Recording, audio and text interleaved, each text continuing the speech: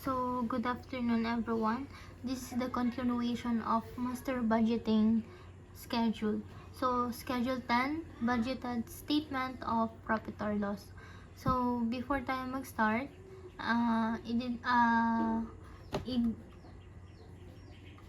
i-discuss muna natin kung ano yung mga kukunin natin.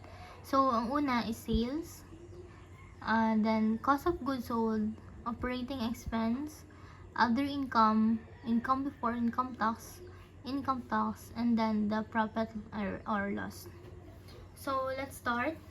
So, sa sales, para makuha natin to, gagamitin natin yung Schedule 1, which is the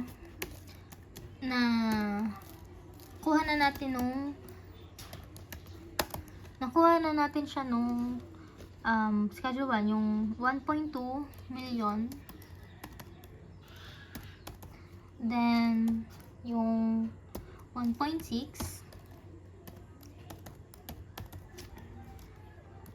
Next is 1.4.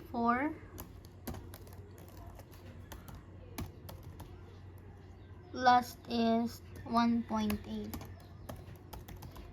So, para makuha natin yung total amount ng nitong quarter 1 hanggang quarter 4,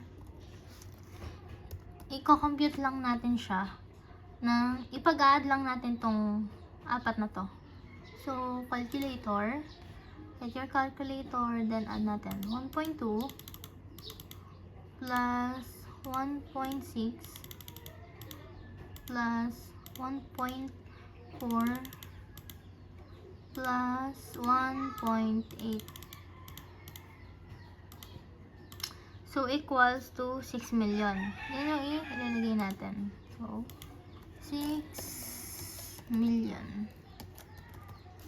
So, next naman ay yung cost of goods sold. So, paano natin kukunin to? Ganun lang din. So, ang reference natin ay yung previous schedule natin na Schedule 9. So, yung Schedule 9 na quarter 1 hanggang quarter 4, ika-copy paste lang natin dito. So, 678, 760, then 841, 006, then 782,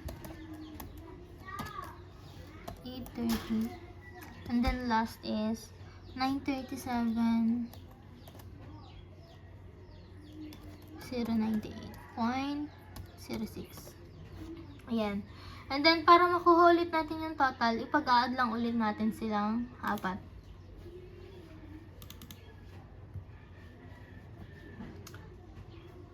Six, 7, 8, 760 plus 841, 006 plus 782, 830 plus 937,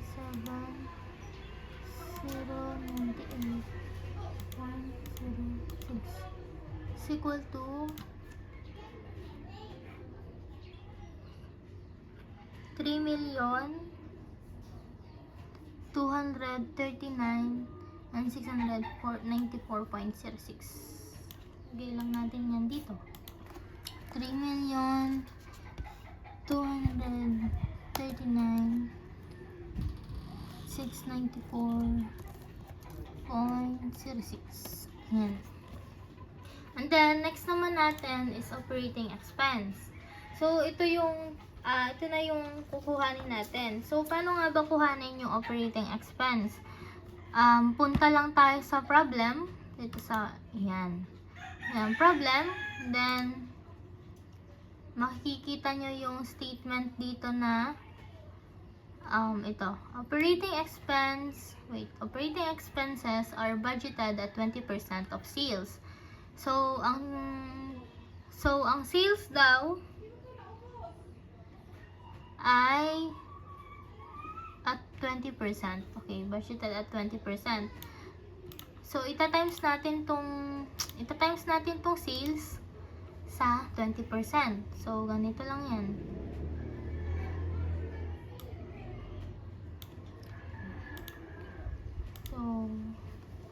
So 1 point natin yan. 1.2 million times 20%. So, ano yan? Ita-times natin yan sa calculator.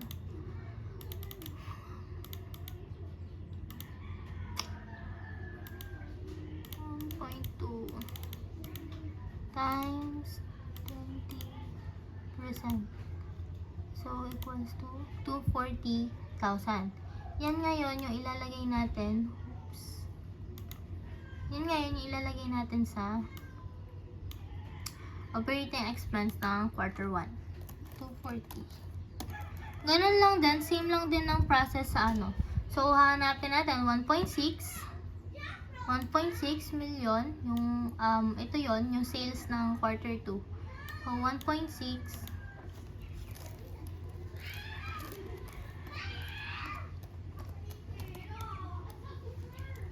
times 20%. Yan. Tatimes lang ulit natin sa calculator. So 1.6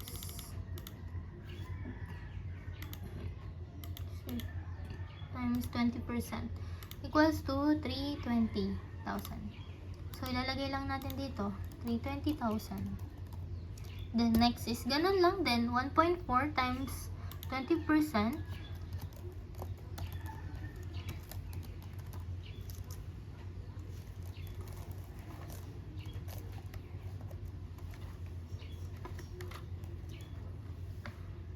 Q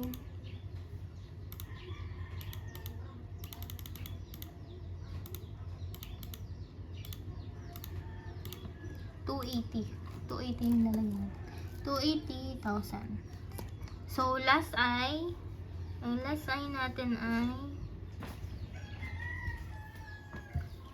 360,000. So, yan. Para makuha natin yung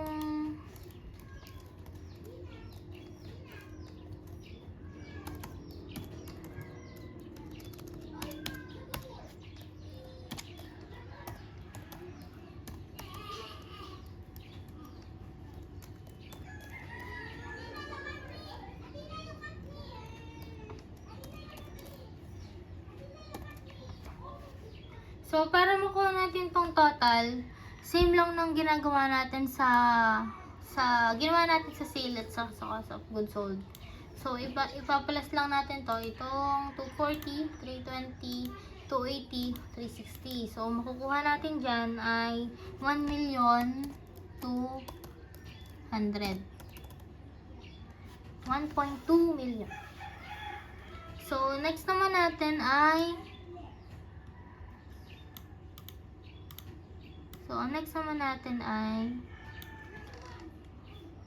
nakuha na natin operating expense. So, next natin ay itong other income. So, paano natin kukunin yung other income? Balik tayo ulit sa problem.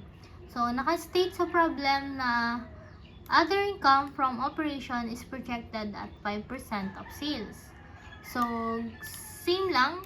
Ita-times natin tong 1.2 ngayon sa 5%. So, 5% ang projected ng sales. So, yan. Lalagay na other income. Para makuha natin yan, ita-times lang natin yan. So, 1.2 million times 20 times 5%. Malito na. Yan, times 5%. Ganun lang, same lang. So, calculate natin. 1.2 million times 5%. Ayan, 60,000. Yan yung ilalagay natin sa quarter 1. 60,000. Same lang din sa quarter 2. Para makuha yung other income, ita-times mo tong sales, tong 1.6 na sales sa 5% na given sa problem, na naka-state sa problem. Yan. Projected 5%. So, yan. Nalagay lang natin dito. So, 1.6 times 5%. So, 80,000. Same lang din ulit sa quarter 3. So, 1.4 times 5%, 70,000. Quarter 4, same lang din ng 1.8 times 5% is equal to 90,000. Ayan. So, para ulit makuha natin yung total niya, ipag-add lang natin yan. 60 plus 80 plus 70 plus 90 is equal to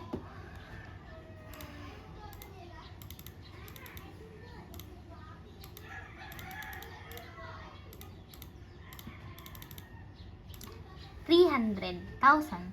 So, yun yung ilalagay natin dito sa total. And then, next naman natin ay income before tax. So, ang income before tax natin ay 341. 240. Then, quarter 2 naman ay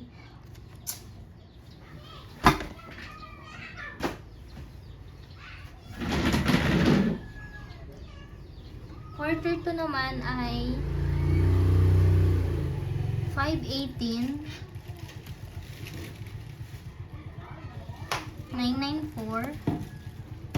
Then, quarter 3 naman natin ay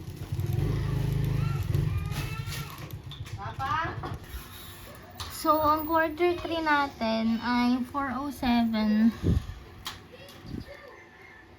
169.40. Then, ang quarter 4 ay 592. 901.94. Then, ang total natin ay pag-a-add lang 341. So, 341, 240 plus 518, 994 plus 407, 169.40 plus 592,901.94 equal to 1,860,305.34. So, yun ang ilalagay natin dito. So, 1,860,305.34. Yan. So, nakuha na natin ang other income. Income before income tax. So, ang susunod naman natin kukuhanin ay income tax. So, balik tayo ulit sa problem. So, sa problem, naka-state na ang ating income tax rate is 40%. So, ang gawin natin, para makuha natin to, ita-times lang natin tong income before income tax sa 40%. 341, 240 times 40%. So, equals to 136. 496. Ganun lang din sa quarter 2. Times lang natin tong 518, 994 sa 40%. Ang kuha ay 207, 597.60. Then, quarter 3 ay 162, 67.76. Then, ganun lang din sa quarter 4. So, times natin tong 592,901 sa 40%. Kuha natin ng 237, 160.78. Then, total, add lang natin tong quarter 1 hanggang quarter 4 ng income tax. Makukuha natin ay 744, 122.14. And then, profit or loss, para makuha natin ang profit or loss, income before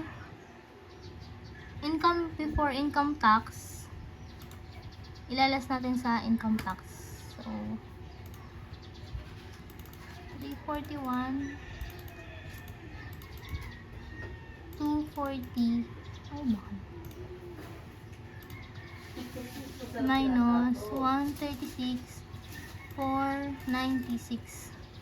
So, equals to 204, 744. Ganun lang din sa quarter 1, quarter 2 hanggang quarter 4.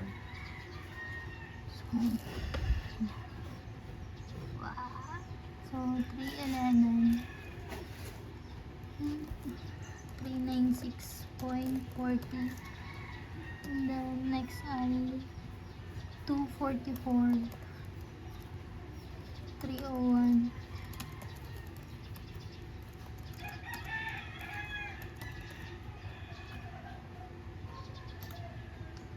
Point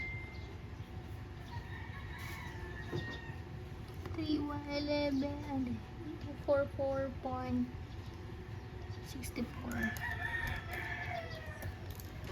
The next ay 355, 741.16. Then total lang natin. So, yung total, lalas lang natin din ulit sa income before income tax sa income tax. So, 1,116,183.4